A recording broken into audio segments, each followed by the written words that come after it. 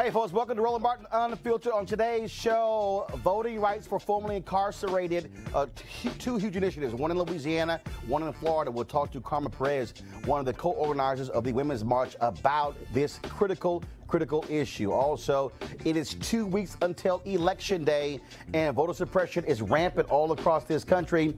This time was happening in Waller County, Texas, where they are targeting Black and Latino students at Prairie View A&M University. The NAACP Legal Defense Fund filed a lawsuit this morning. We'll explain to you exactly what it is about. Also, two court decisions actually protecting the right to vote in Missouri and New Hampshire. We have the details.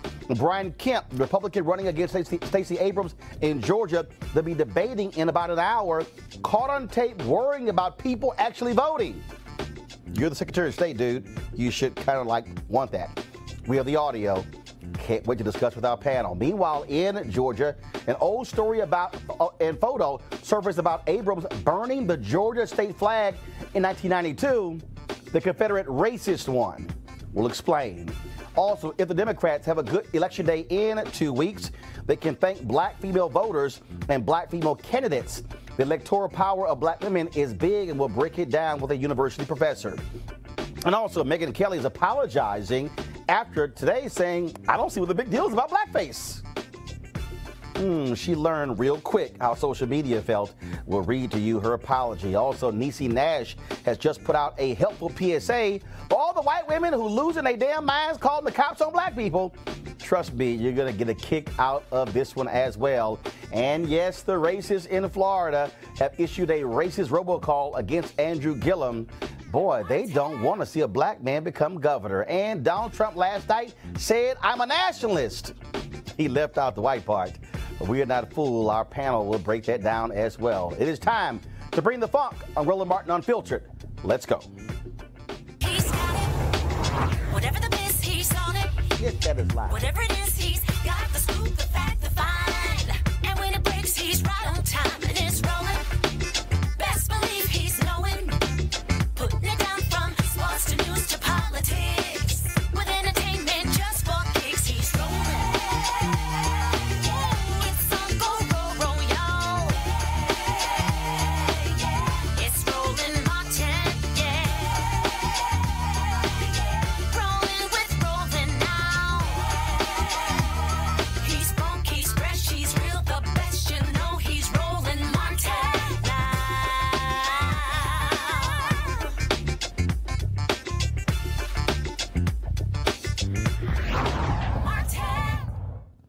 Election Day is 2 weeks away, and of course, there's an effort to get as many people voting as possible. But those who are formerly incarcerated, numbering some 6 million, will not be able to vote, not because they don't have the proper ID, but again, because they were in prison. They've been convicted of a crime, and even though they have served their time, they still are not allowed to vote. And the community this most impacts, African Americans. Black folks are 4 times more likely to lose their voting rights than any other race. We're talking about restoring voting rights to returning citizens. There are a couple of initiatives happening, one in Louisiana and one in Florida. Well, this is critically important. That could be a game changer in future elections. Joining us right now is Carmen Perez, Executive Director for the Gathering for Justice, also co-organizer of the Women's March.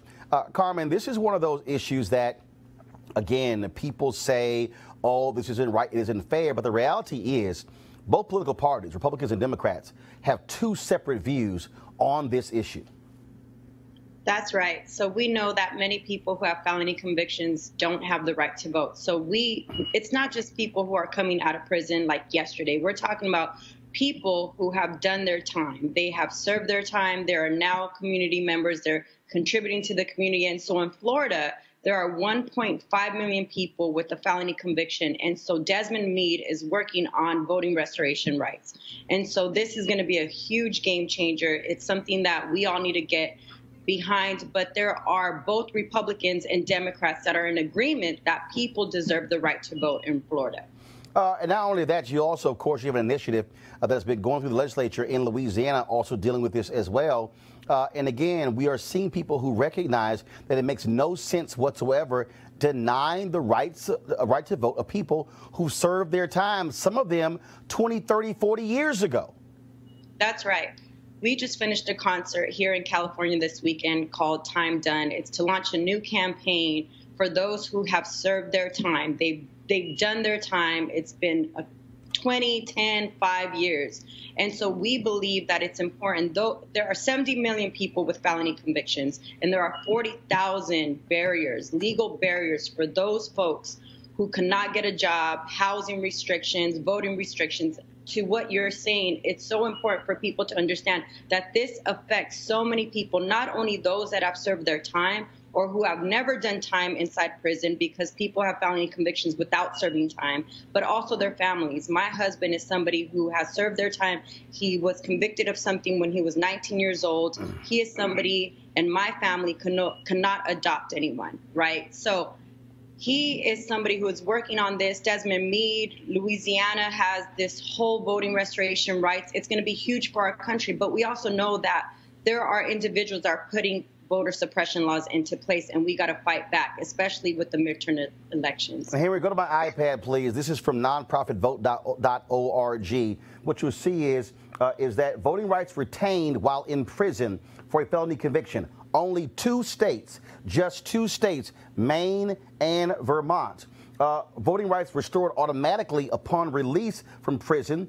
D.C., Hawaii, Illinois, Indiana, Maryland, Massachusetts, Michigan, Montana, New Hampshire, North Dakota, Ohio, Oregon, Pennsylvania, Rhode Island, and Utah. Voting rights restored automatically once released from prison and discharged from parole. California, Colorado, Connecticut, and New York. And then, of course, you have these other states, but there are a number of states where literally voting rights restoration is dependent on the type of conviction and the outcome of an individual petition or application to the government. Alabama, Delaware, Mississippi, Nevada, Tennessee, and Wyoming. And this is the huge one. Voting rights can only be restored through an individual petition or application to the government in Florida, Iowa, and Kentucky. And Carmen, that's why the Florida voting initiative is so important, because they're trying to change the state constitution. Once that's done, 1.5 to 1.6 million will have their voting rights stored, but not just their voting rights. You mentioned Desmond Meade, who is leading this. He came out of prison, got his law degree, but Florida does not even allow those who are formerly incarcerated with a felony to get a professional license. And so he got his law degree, but he can't practice law as a result of the law in Florida. And those are the legal barriers that I'm talking about. 70 million people who have done their time, have a conviction, and face 40,000 legal barriers. In California, there are about 8 million people who face 5,000 barriers. That is the population of New York City. As of 2015, 6.1 million people in the U.S. have lost their right to vote due to a felony conviction. 1 in 4 of those are still in prison. So these are people who have come out, like Desmond Meade. He's changed his life. He got a degree. He's contributing to society. He's working to make sure that nobody is facing the barriers that he is facing. And it's going to be huge in Florida.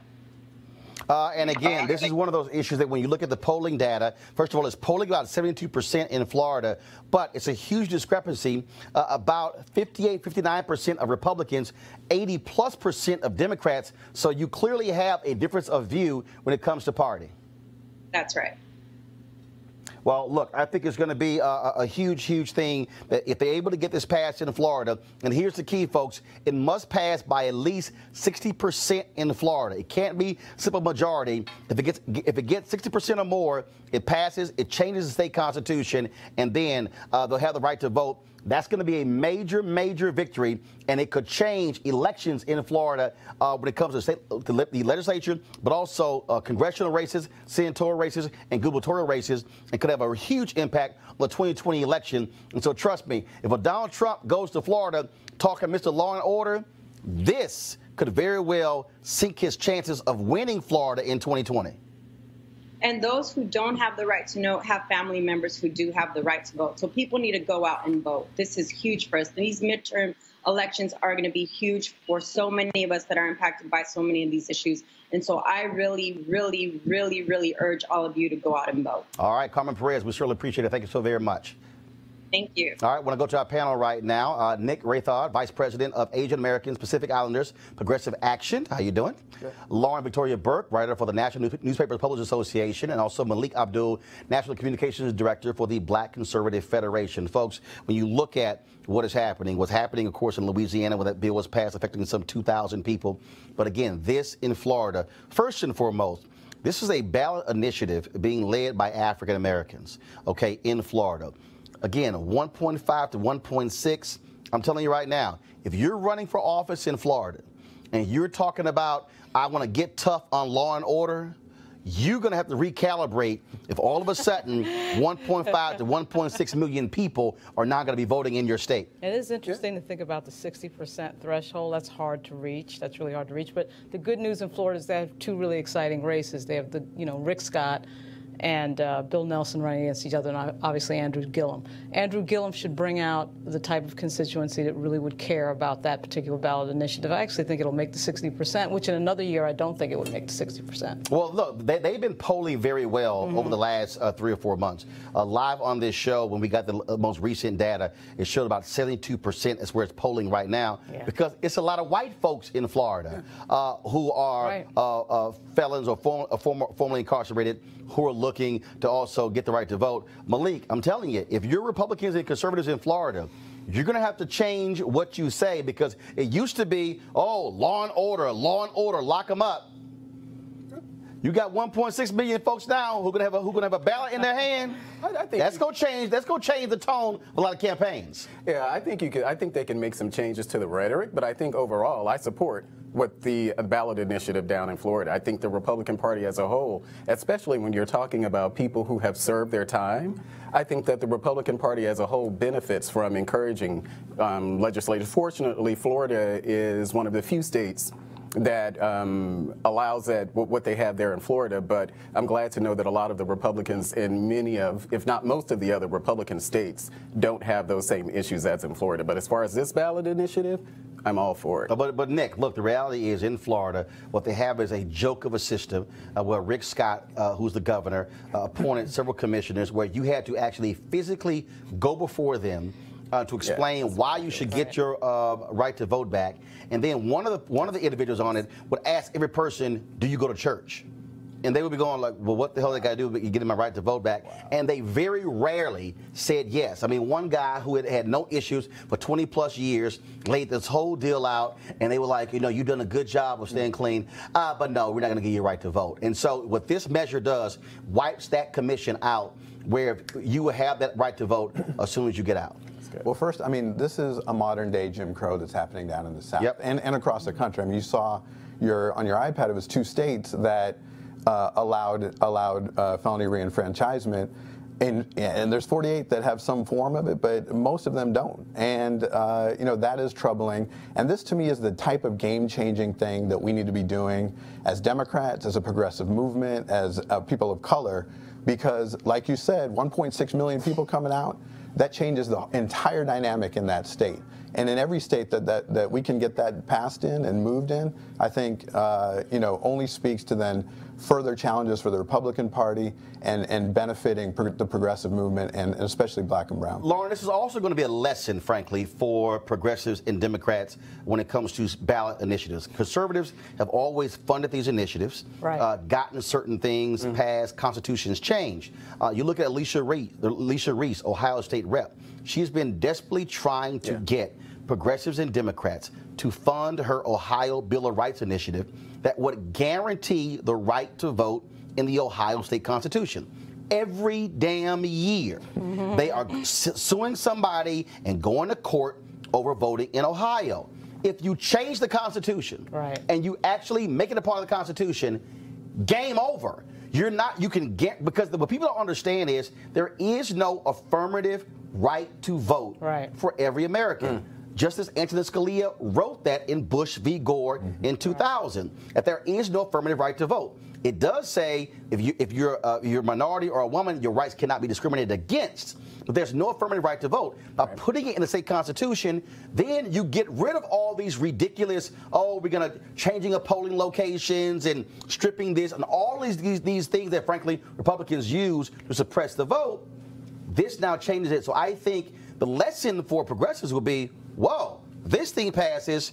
Now, let's stop sitting here waiting for a progressive Supreme Court or a federal bench change the state constitution. It's so hard, though, on the left to fund so much of what needs to be funded. I mean, we spend so much time. Well, they can fund stupid stuff. Well, we do fund stupid, but the thing is that we have to spend so much time just protecting the franchise, protecting the vote. You know, just on a basic level. You see what's going on right now with voter protection. So much energy has to go into voter protection. So many attorneys have to work on that. Yes. That the ballot initiative piece has been missed. It's been missed over the years. I mean, let's face it. But, you know, if you get the right governor in there in Florida, that'll be a big help as well. But here's the piece, though. I'm going to go to you. 2011, the Ohio legislature passes this onerous voter ID law, voter suppression bill. Right. They get more than 400,000 signatures to put it on the ballot in 2012. All you needed was 330,000. They got way over that. Right. What happens? The legislature goes, oh, hell no. We are not going to have all these folks motivated to turn out. Right. Here's the deal. White folks will vote for an affirmative right to vote in the Constitution. Exactly.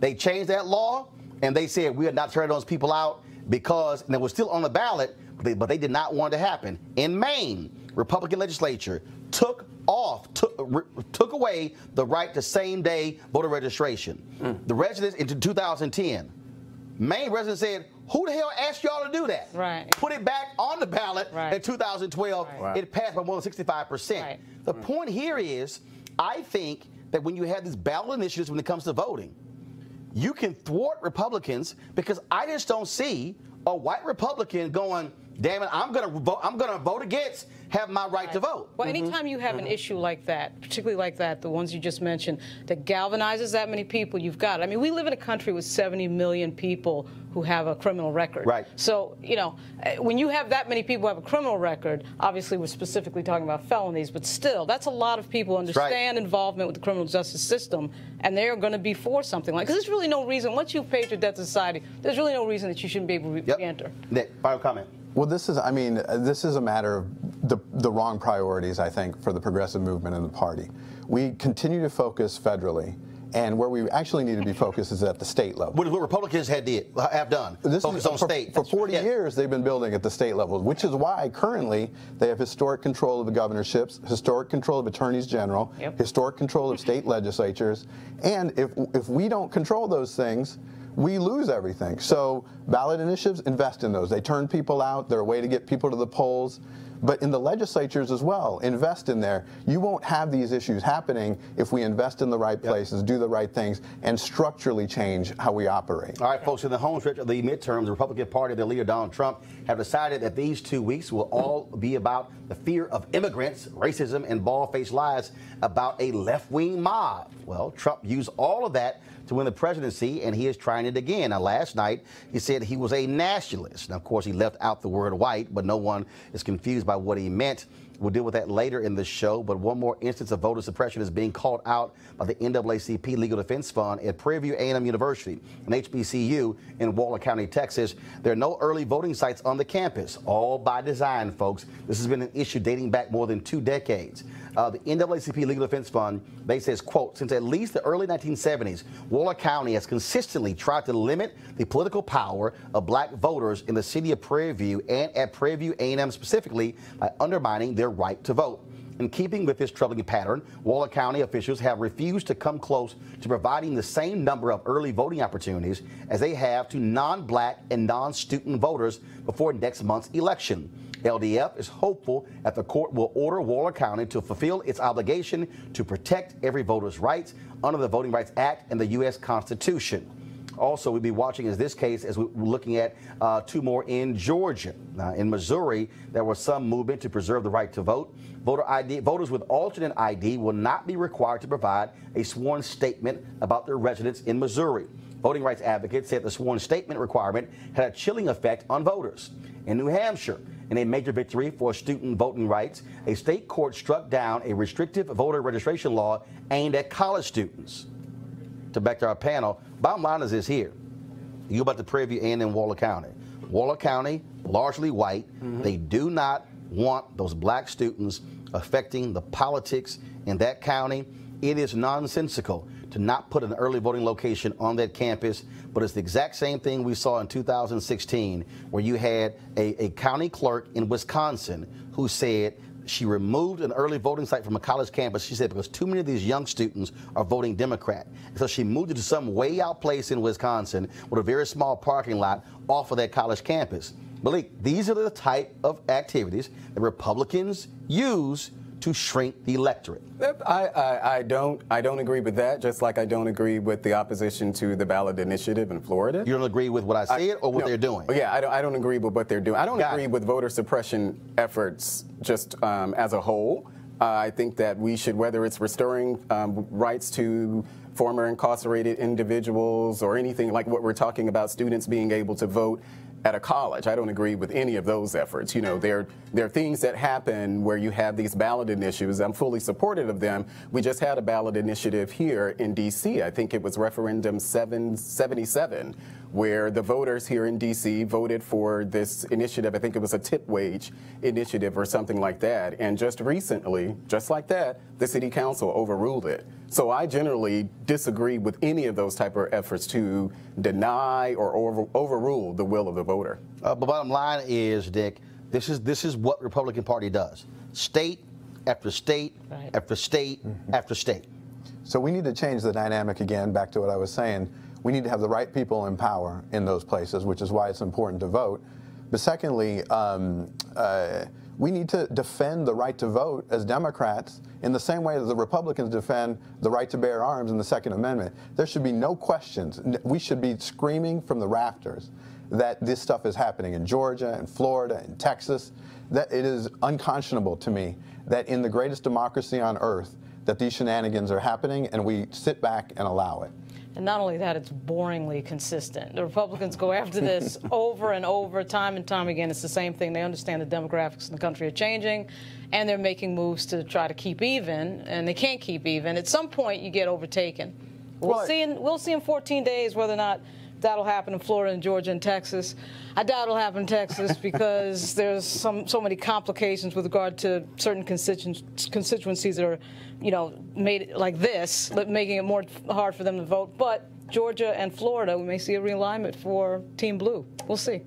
Yeah, well, I think it's important to at least distinguish what's happening in, for instance, Texas with the students being able to vote at Prairie View and what's happening in Georgia with this voters, the 52,000 voters who can vote, but they have to, what is that, the exact match law that they're doing down there on the floor? Yeah, I mean, I think it's important to distinguish what's happening there from what's happening in Texas. But actually, what previously happened in Texas, that 5 different federal judges said that the Texas voter ID law was discriminatory. The Obama administration sided with the plaintiffs in that. The Trump administration comes in, they sided with the state of Texas. It went to the Republican Supreme Court, and then they sided with Texas on that. But again, and let's be real. They said some 600,000 folks in Texas disenfranchised by that voting ID law. Right, and voter suppression is now effectively the policy of the Republican Party. I mean, this is what they believe. Based on what? No. It is based on an opinion. No, it's not. No, it's not. Hold up.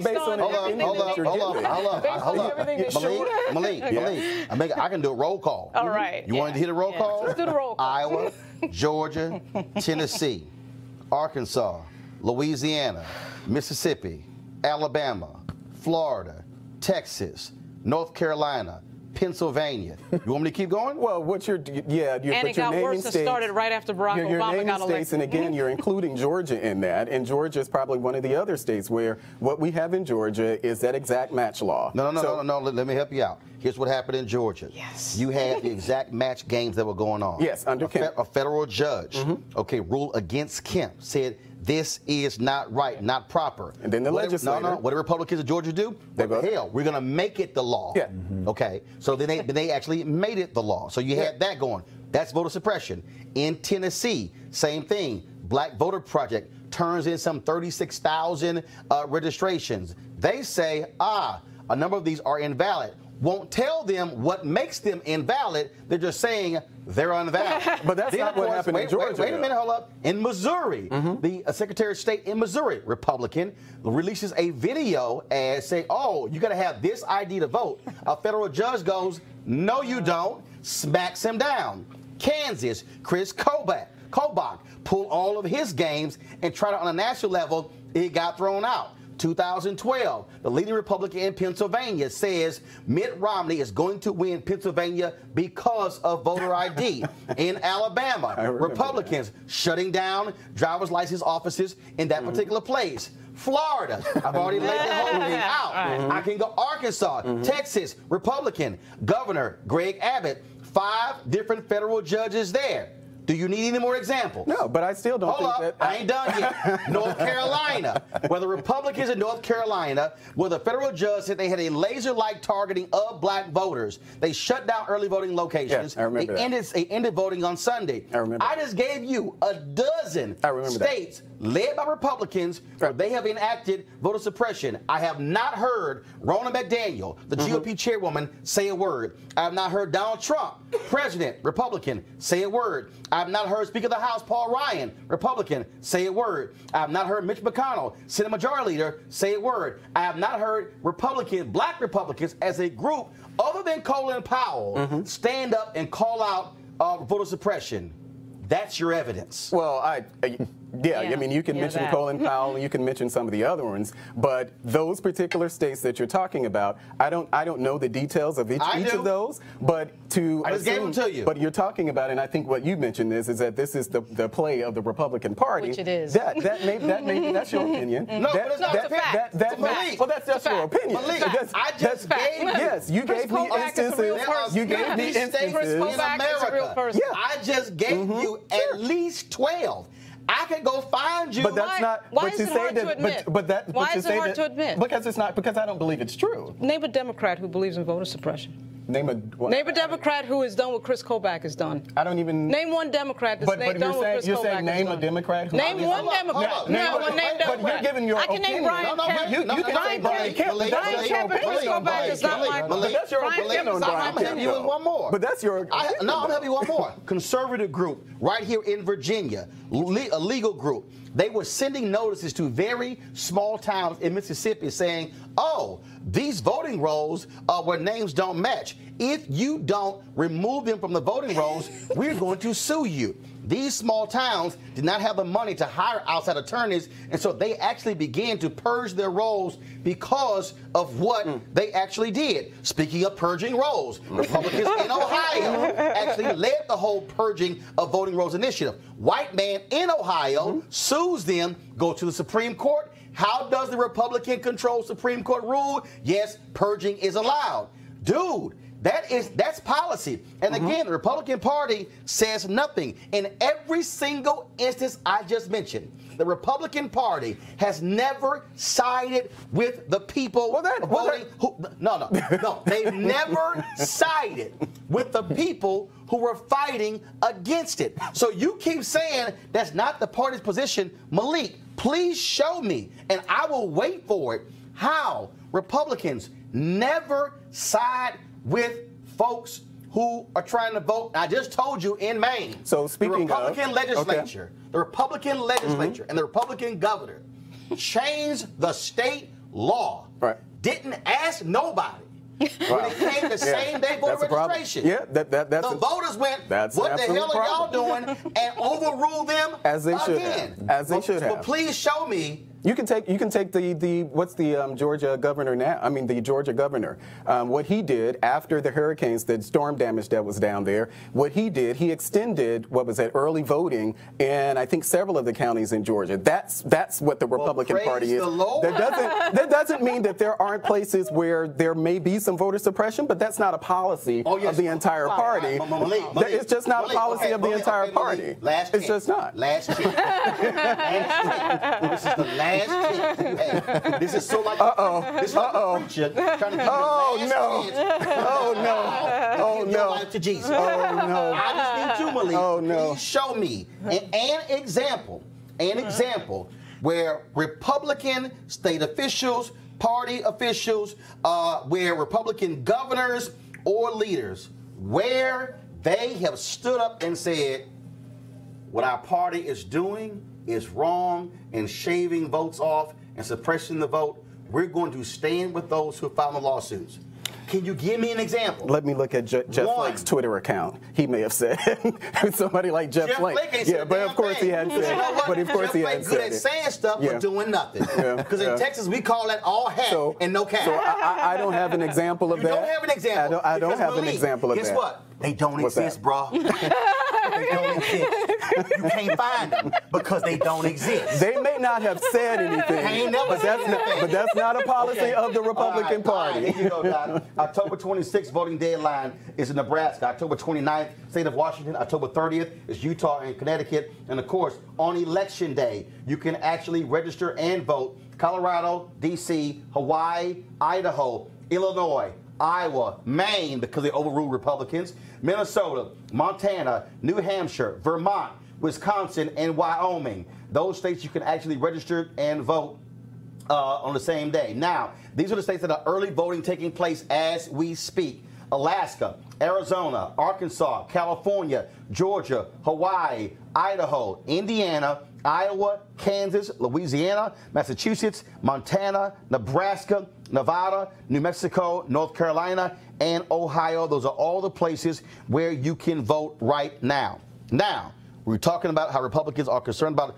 all these folks voting. Well, speaking of Brian Kemp, the Secretary of State in Georgia, running for governor against Stacey Abrams, he has been very concerned about those folks. A reporter for Rolling Stone obtained a copy of this audio that took place on Friday, where Kemp very worried about those folks voting.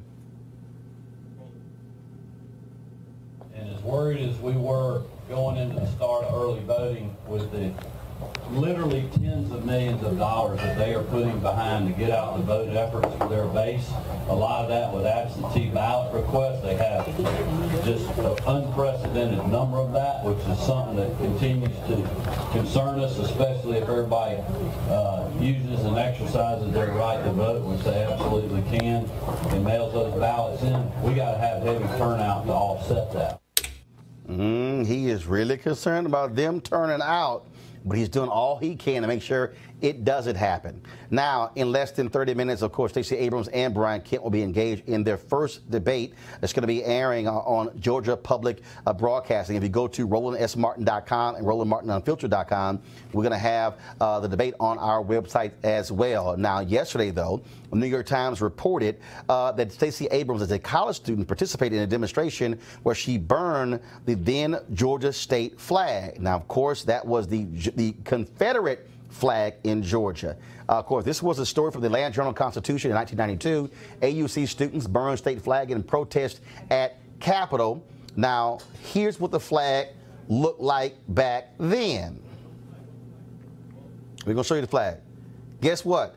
That damn thing was worth getting burned.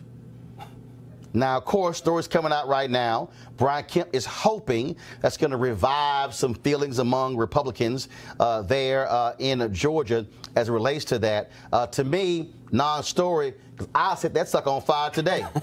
Well, the problem is if you care about that issue and that's your wedge issue, you were voting for Brian Kemp anyway. Right. So I don't understand why. What I think it really shows is the Oppo research against Ms. Abrams is non-existent or weak or something, because if that's all they've got a huge problem. I mean, in 1992, when she was a Spelman, why would anyone care about that? Well, we care what Kavanaugh said. We care what Kavanaugh said in his yearbook. So flags and Kavanaugh. But that's a false equivalency. We care about what he said. Nick, go ahead. That's a false equivalency. But is it though? Nick, go ahead. Yes, because so what happened with Kavanaugh? He committed an actual crime. Did he?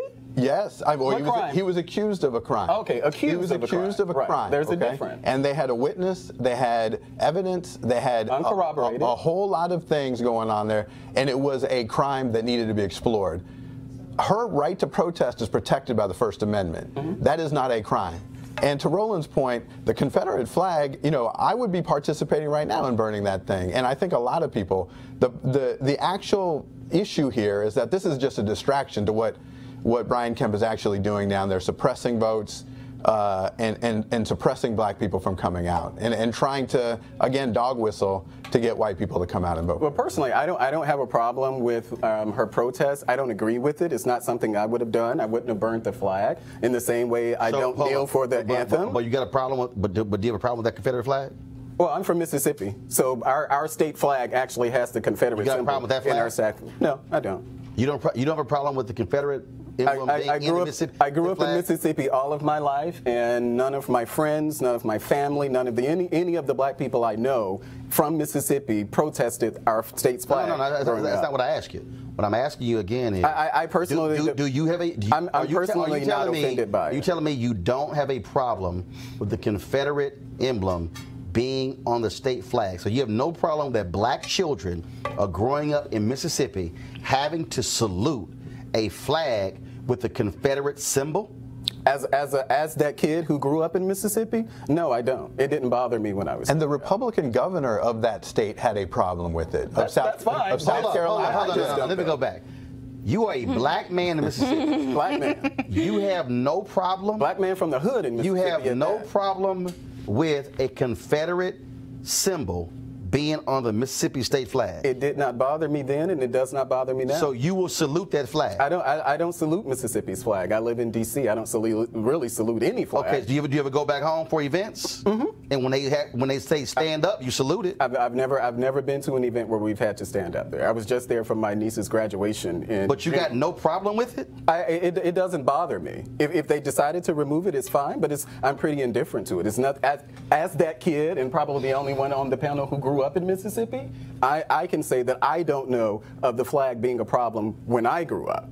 And this is just a fact. I can show you a lot of black folks who would disagree with that. I mean, I know. Well, I'm the Mississippian. I know for a fact. No, that's fine. But I know Angelou Ellis was also a native of Mississippi. Yeah, I'm not has been one of the folks who has been leading protests against that flag. But again, no. But it's always one or two who had that feeling. But I can tell you right now, when you have folks who still believe that the Confederacy should have won, that's a problem. But you mean that's a problem? Yeah, that's a problem. But that was the damn thing is still on the flag. Well, I mean, you're saying whether or not, and you also know in your home state when you go to Statuary Hall that the two statues from your state are Confederate generals. Are you kidding me?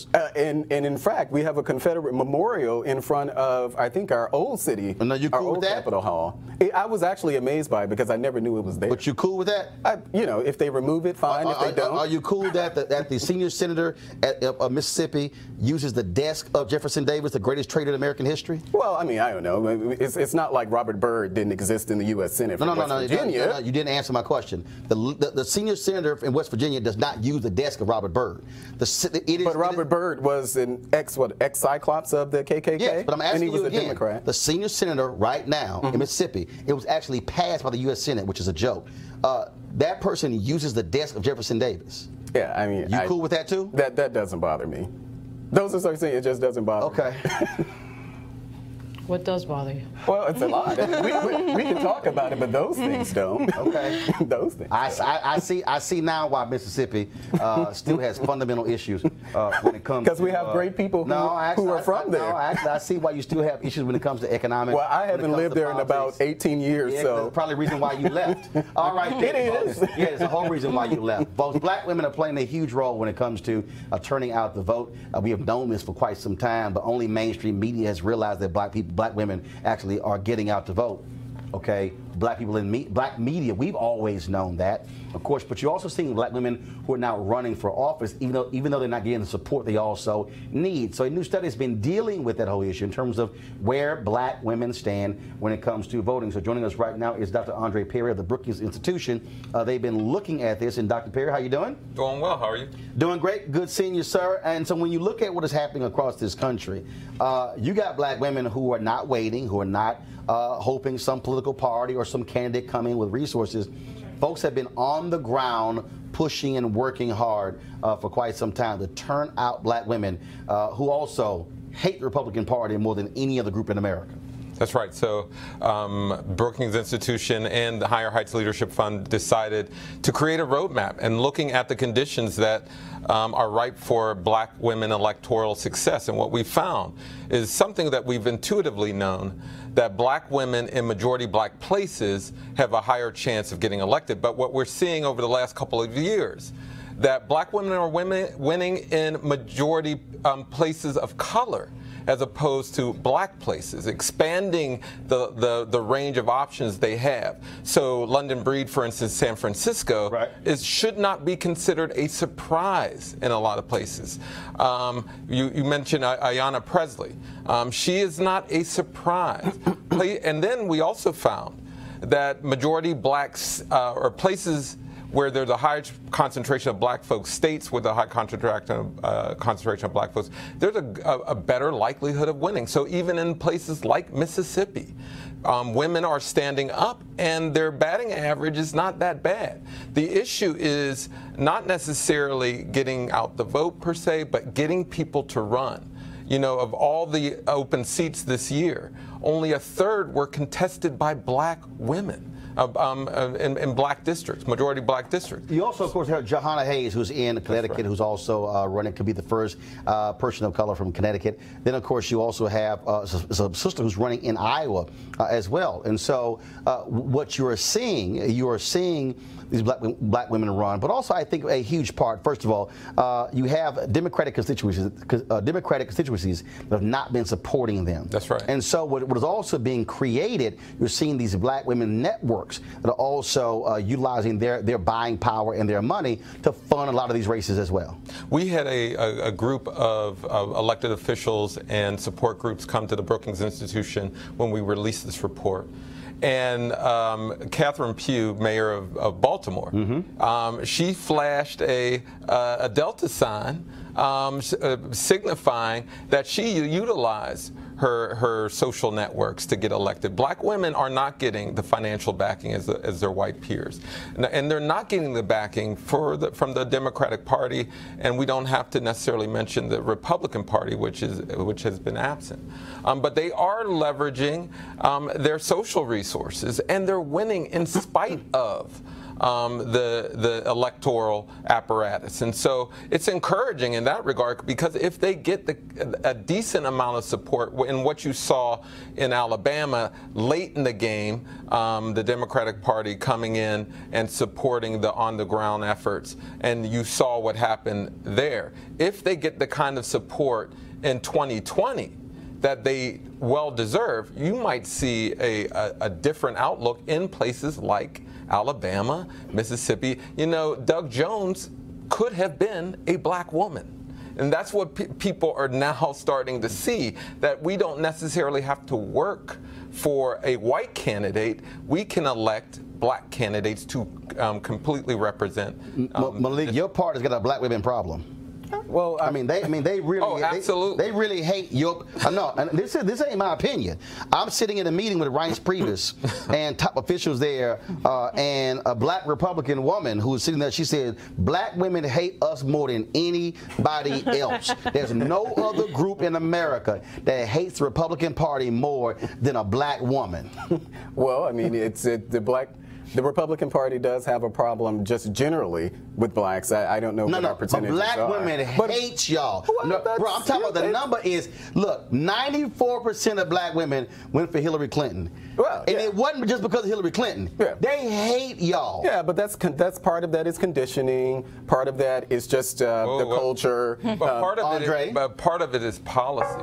I agree. Part of that is policy. A lot of it is policy. Why wouldn't some of it probably 90% of it is policy. I would probably say about black women 60. are clearly powerful, but they're not protected. You know, at the same time they created the mantra Black Lives Matter, black women have the highest maternal mortality rate in the industrialized world because of largely Republican-backed economic policy, healthcare policy, education. I mean, and so all of these things, if it's not a stretch, when you're not supporting a minimum wage, I mean, New York Times has released a sobering report about the number of children who are homeless going to school, and it's largely because of housing policies and income policies. But Republican policies, because Trump has only been in office for what? 2 years now. I would never blame Trump. But I'm just saying.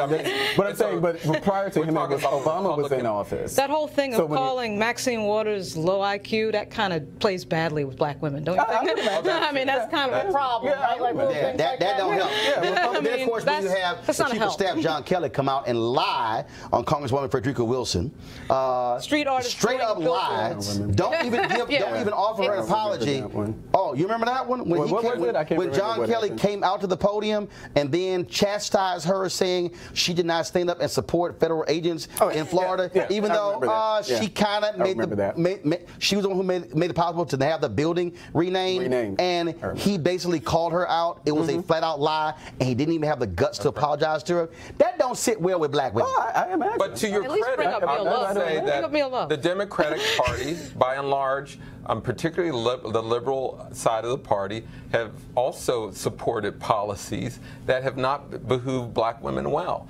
And at some point, and this is why black women are starting to run, because they're starting to say, hey, neither party is representing me. And so I have to run. And that's why you're also seeing a number of PACs that are starting to emerge. And so the Democratic apparatus is not sufficient for black women. And so, yes, it's not just Republican policies, but clearly they have not supported the things that black folk have represented, from welfare reform, the prison industrial complex, to a number of issues that went against black womenmen's interests. Yeah, but I don't believe that constitutes the 90+% that we generally vote. I mean, actually, it does. I think what are we now, like the largest political voting bloc in history? Count that to conditioning? No. But no, I said part of that. Part of it, yeah. I said part of that. I said part of it is conditioning. No. But also, see, here's the mistake. Conditioned for what exactly? Here's we can't figure out the issues like anybody. What do you mean when you say conditioning? That says to me we're too stupid to figure out that one party is not good for us and the other is. It means that if you are a Republican, they don't have the agency to figure out what's going on. And you grew up in a Republican family in a rural part of West Virginia, like if you grew up in Mississippi and you don't know that the battle flag is on the flag, like that conditioning. Well, I grew up a Democrat, so I don't know what point you're trying to make there. Let's talk about. And here in Washington D.C. because it seems as if what you're trying to do is question my wokeness. Damn right, but I can walk in Condon Terrace because I live in Ward 8 and I've been in Ward 8 all of this time. I can walk from Condon Terrace to Chopper City at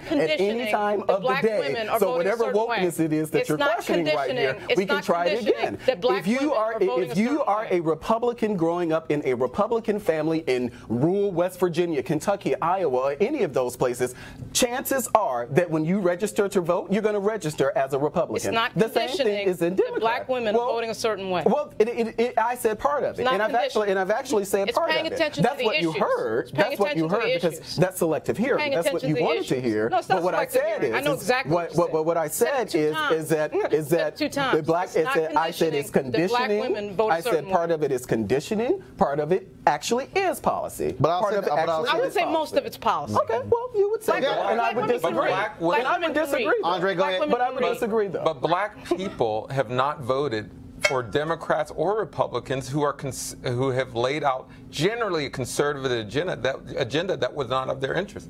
You know, so it's not. I've spent a large part of my career in Louisiana. Lots of black people did not vote for Democrats because they did not represent their interests. Precisely. What I'm saying is a lot of Republicans, black Republicans, don't vote for white Republicans because they don't represent their interests. There's nothing wrong with being conservative, nothing wrong with being a Republican. Said there was. But you better have policies. Yes. Oh, I agree with that. That can respond to your constituents. And all I'm saying is, if you Republican, y'all got a black women problem. Yeah, that's true. And they're going to be after your ass in 2020. I'm just letting you know. Dr. Andre Perez, we appreciate it, man. Thank you so very much.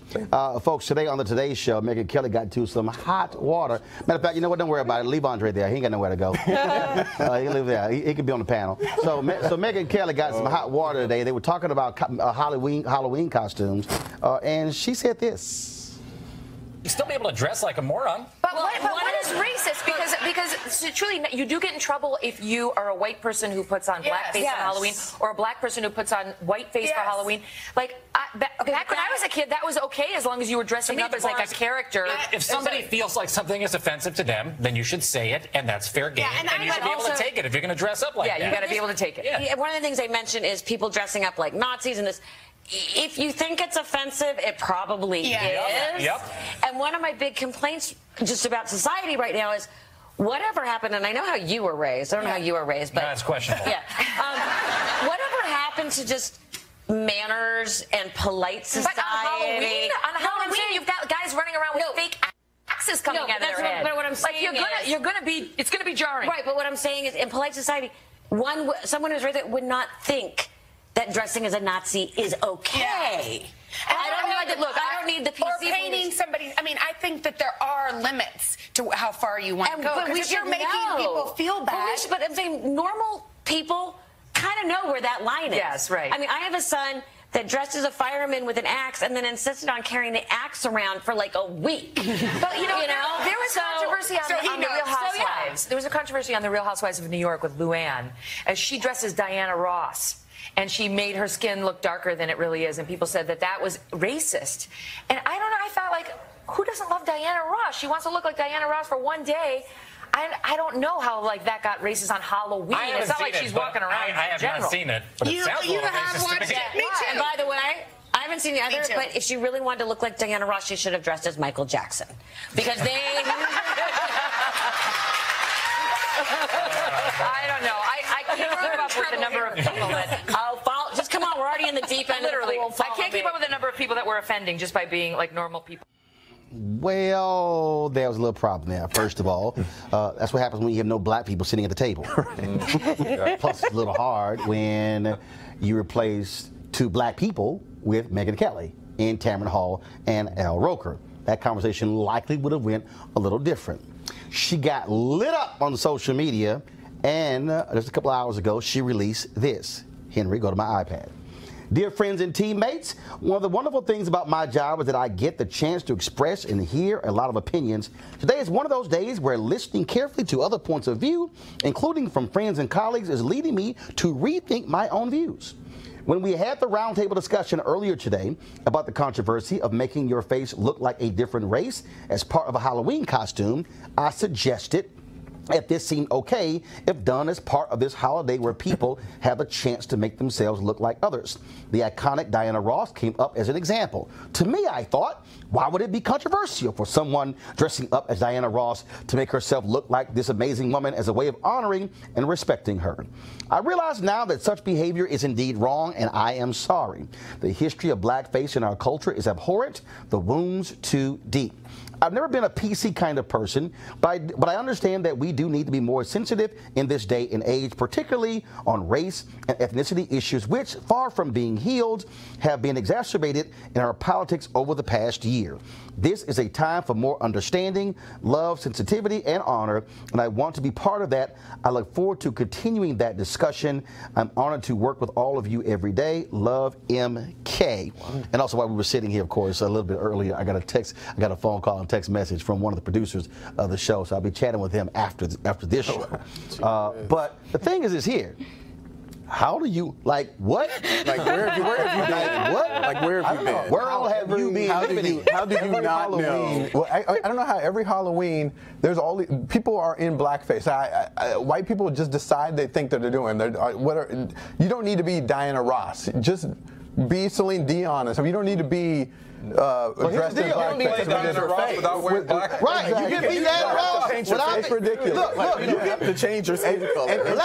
Black men dress up like Santa Claus, and we ain't put no damn white makeup on our face. But Megyn Kelly needs to know her history too. I mean, so first of all, she has her own history of racism throughout her time at Fox. By saying Santa is white? Santa, yes, right. And for NBC to bring her on and normalize this sort of behavior is But you're on to something that Halloween has become the opportunity for racists to express their racism and say, oh, it's just a costume. I have nothing to do with it. It has nothing to do with my attitudes, when in fact it is just another form of intimidation, of letting people know that you're beneath a white standard. And on college campuses in particular, you see a heightening of this. And so all the ghetto parties and all the thug parties and all of this other stuff.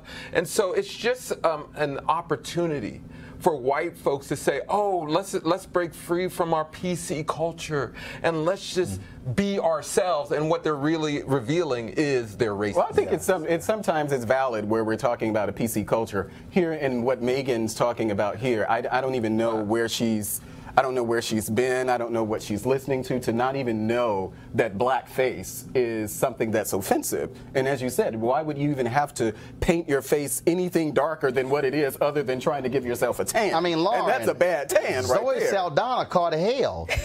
Darkening her features to play Nina Simone. With the black woman. With the prosthetic. A black woman caught hell. Darkening her skin. That's right. That's right. Yeah. You know what? I'm just going to give a shout out to Jacob Soboroff, who was out there and said, "I haven't seen it, but it seems pretty racist to me." And then Jenna Bush goes, "Yeah, me too."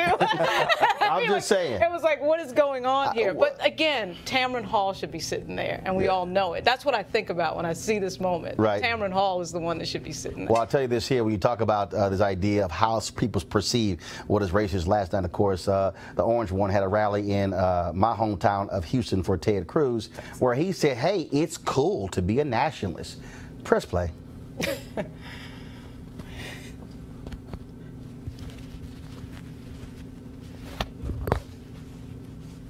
You know, they have a word. It sort of became old-fashioned. It's called a nationalist. And I say, really, we're not supposed to use that word. You know what I am? I'm a nationalist, okay? I'm a nationalist. Nationalist. Nothing. Use that word. Use that word.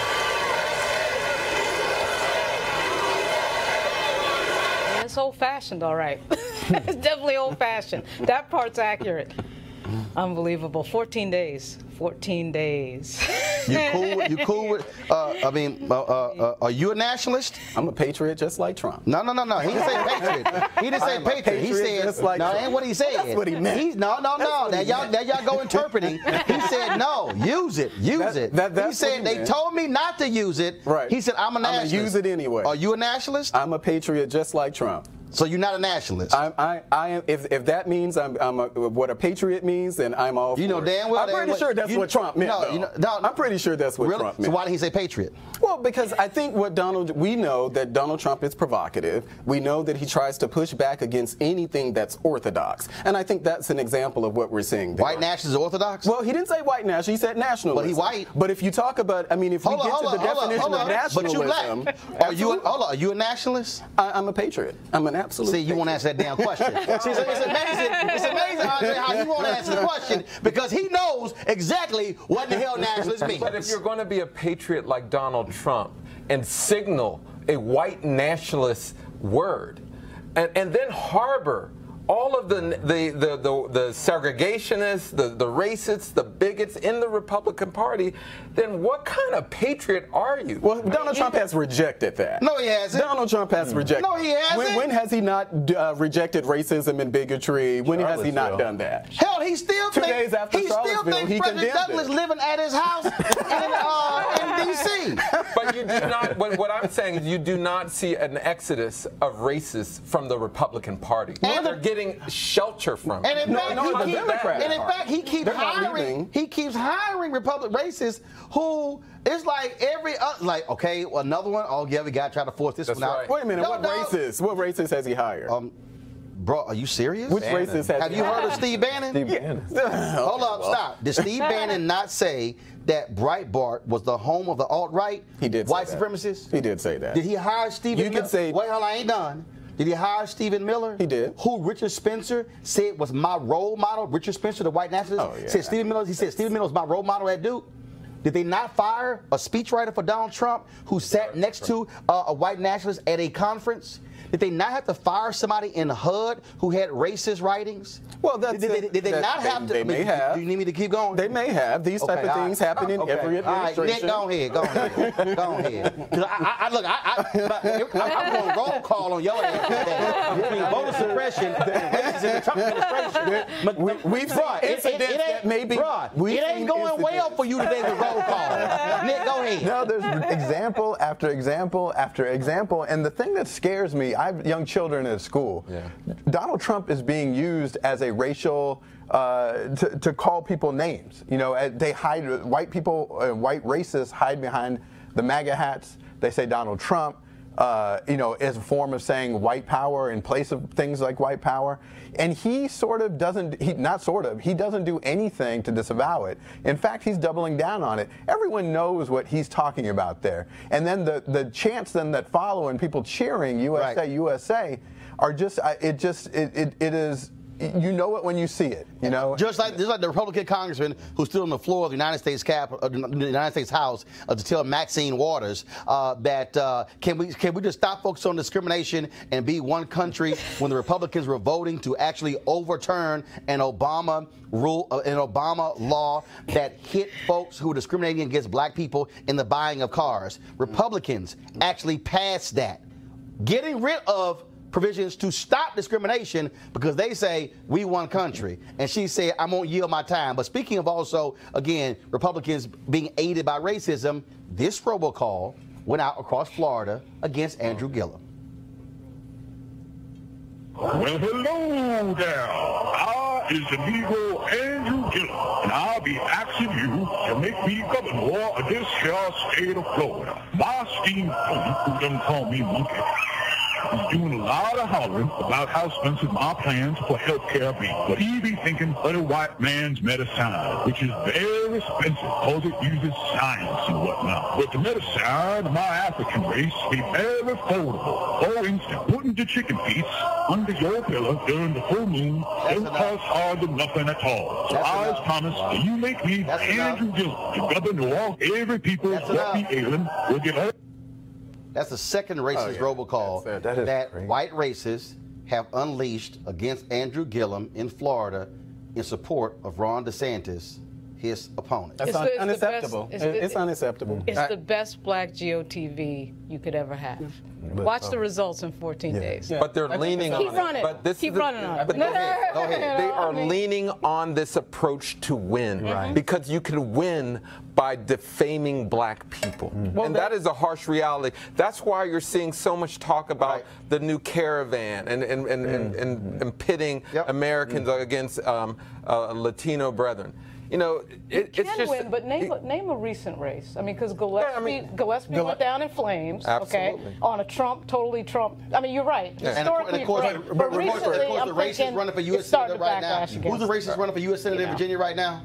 Corey Stewart. And he's going to go down in flames. But remember the ad that was actually run against, I think it was the Latino PAC or something, the ad that was run against, was it Gillespie? Right. Or was it the one with the guy was running around talking about he was going to round up and the Democrats pulled the ad. That was something that the Democrats actually did. So I think but you see, the MS-13 ads that Mr. Gillespie ran against Ralph Northam were a hell of a lot rougher than that ad. About the MS-13 ads, a hell of a lot rougher than one ad after ad after ad. You don't know anything about that. But I do know that the ads that I'm talking about. So wait now. We also know this. The point was that was a race-baiting race, we also know this. And the race-baiting lost. The most racist campaigning in America right now is Duncan Hunter in California. Oh, yeah. What he has been literally calling his Democratic opponent, who's a Muslim, you vote for him, you are electing a terrorist.